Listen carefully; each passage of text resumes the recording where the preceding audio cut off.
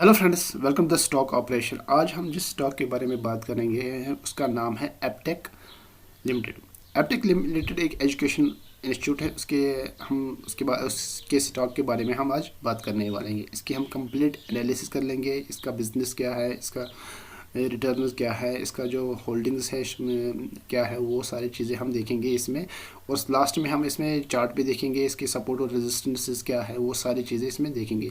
और साथ ही जो ये एपटेक लिमिटेड है ना, इसको पिक करने का, इस पर वीडियो बनाने का जो मेरा मेन मोटिव है, इसके जो होल्डिंग्स हैं, शेयर होल्डिंग्स है राकेश झुनझुनवाला की, उस पर भी हम बात करेंगे। उसी ने एक्चुअली मुझे थोड़ा सा इसमें मोटिवेट किया कि इस पर वीडियो बना लो, वरना तो इस पर ज़्यादा रिसर्चेस नहीं है एपटेक लिमिटेड पे। तो मगर फिर भी जो मैंने इसको स्टडी किया था, एक्चुअली पोर्टफोलियो स्टडी कर रहा था राकेश झुनझुनवाला का, तो उसके हिसाब से फिर मुझे लगा कि इस पर वीडियो बनाना चाहिए।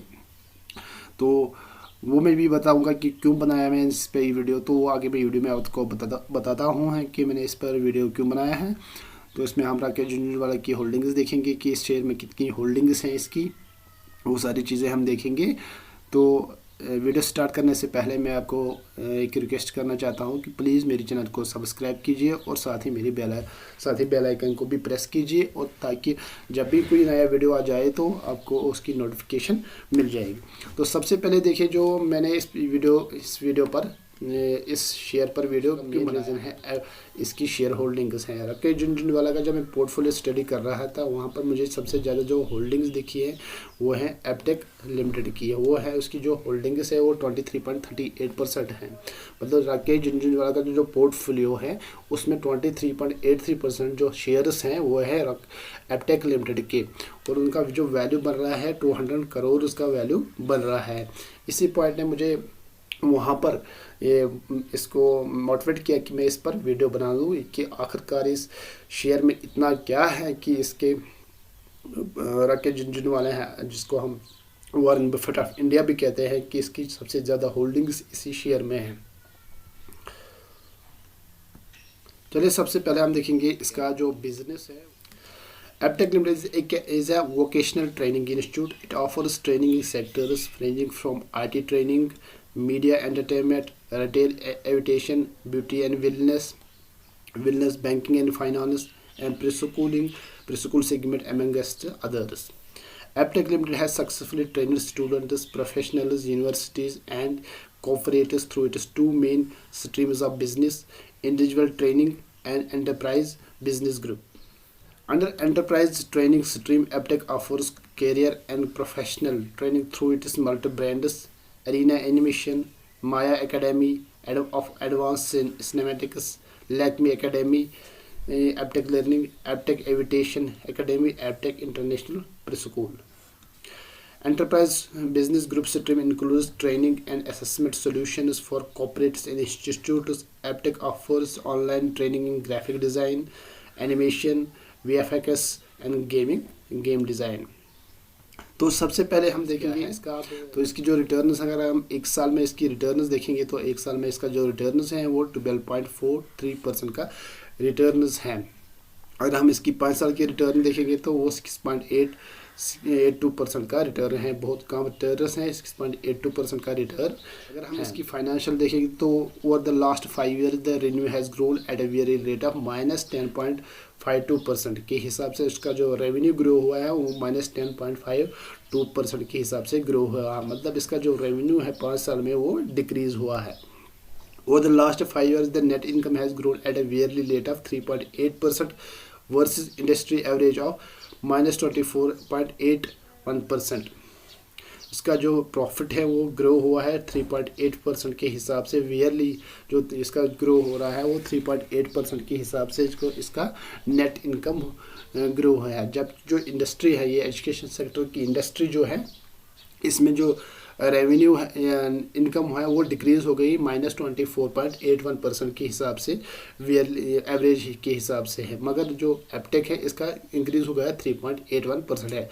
मतलब आप देख रहे हैं कि जो सबसे ज़्यादा इफेक्ट कोविड ने किसी को डाला है वो है एजुकेशन सेक्टर को डाला है।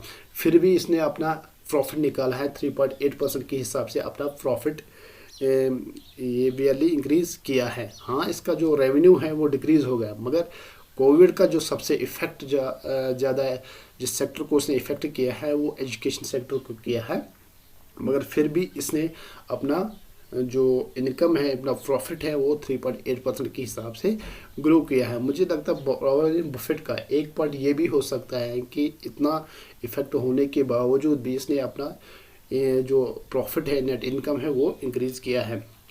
Over the last 5 years the market share decreased from 4.89% to 3.11%। इसका जो मार्केट शेयर है 5 साल में डिक्रीज़ हो गया है, 4.98% से डिक्रीज़ होकर 3.11 पर आ गया। इसका जो डेबिट है, इस कंपनी में जो डेबिट है वो है 0.71 करोड़। उसका डेबिट बहुत कम है, इसका डेबिट टू इक्विटी रेशियो 0 है। तो टोटल रेवेन्यू अगर हम देखेंगे 2018 में जो टोटल रेवेन्यू था वो 249.83 करोड़ उसका था। वो फिर 2020-21 में कॉन्स्टेंटली डिक्रीज़ होते हुए जाते हैं 2022 में जब पहुंच गए तो इसका जो रेवेन्यू ऑफ 2022 में आया है वो 236.78 करोड़ उसका आया। यहाँ पर आप इफेक्ट बिल्कुल देख सकते हैं, कोविड का इफेक्ट इस पर भी रहा है, फिर भी इसका जो इसका रेवेन्यू डिक्रीज़ हो गया है।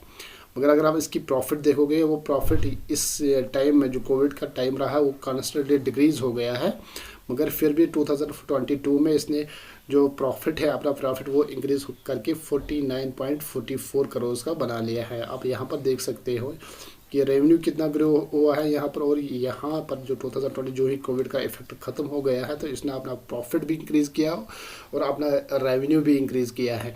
ये जो पोटेंशियल है इस कंपनी में है, मुझे लगता है राकेश झुनझुनवाला का पॉइंट ये भी है कि इसमें बहुत पोटेंशियल है इस कंपनी में, आगे बहुत चलने का, आगे बढ़ने का, मल्टी बैगर बनने का इस स्टॉक का।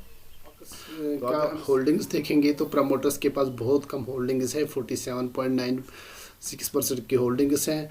म्यूचुअल फंड्स के पास 0.001% की होल्डिंग है। डोमेस्टिक इंस्टीट्यूट्स के पास 0.58% की होल्डिंग है। फॉरेन इंस्टीट्यूट्स के पास 9.52% की होल्डिंग्स है। रिटेल और अदर्स के पास 42.21% की होल्डिंग्स है। अगर हम करेंगे तो सबसे पहले हम देखेंगे इसका जो करंट प्राइस है, वो करंट प्राइस का 13.8 रुपीज़ चल रहा है अभी करंट प्राइस। इसके 3 सपोर्टर्स बन रहे हैं, एक 198.83 पर बन रहा है, दूसरा बन रहा है 191.57 पर बन रहा है और तीसरा बन रहा है 170.87 पर बन रहा है।